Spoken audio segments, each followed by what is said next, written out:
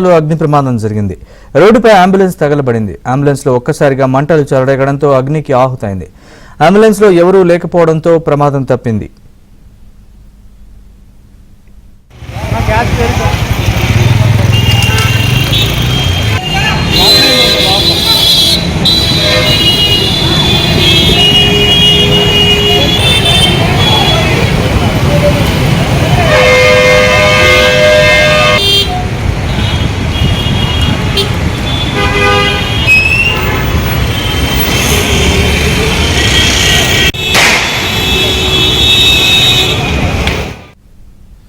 విజయవాడలో అంబులెన్స్ తగలబడిన ఘటనకు సంబంధించి మరింత సమాచారాన్ని మా ప్రతినిధి ప్రసాద్ అడిగి తెలుసుకుందాం. ప్రసాద్, అంబులెన్స్ తగలబడడానికి కారణాలేంటి, పూర్తి వివరాలు చెప్పండి. నరేష్, ఈరోజు విజయవాడలో 5 నంబర్ రోడ్డు అంబులెన్స్ తగలబడిన ఘటన స్థానికంగా కలకలం కలిగించింది. ఒక ప్రైవేట్ హాస్పిటల్ చెందిన అంబులెన్స్ ఆసుపత్రి సమీపంలో పేషెంట్ అప్పుడే తీసుకొచ్చి లోపలికి దింపిన తర్వాత ఆ రోడ్డు పైన ఉంచారు. ఆ డ్రైవర్ నిర్మాణానికి వెళ్ళిన సమయంలో ఒకసారిగా లోపల ఎక్విప్మెంట్లు షార్ట్ సర్క్యూట్ వల్ల మంటలు వ్యాపించాయని చెప్తున్నారు.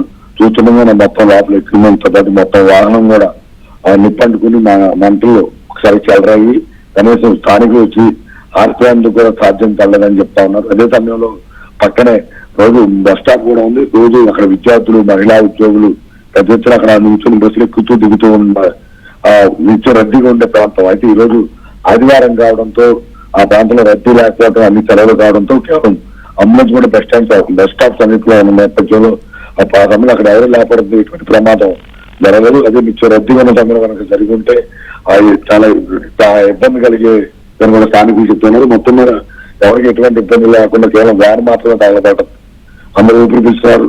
అదే ఈ ఘటనకు సంబంధించి ఎలా జరిగిందనే అంశంలో కూడా పోలీసులు, ఫైర్ అధికారులు విచారణ చేస్తున్నారు. Naresh. Right Prasad, thanks for the update.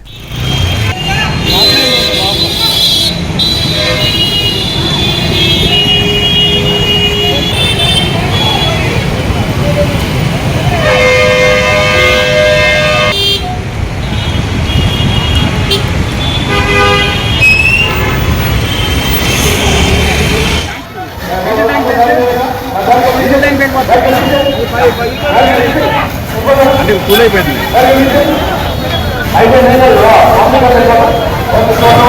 వచ్చాడంటే ఇప్పుడే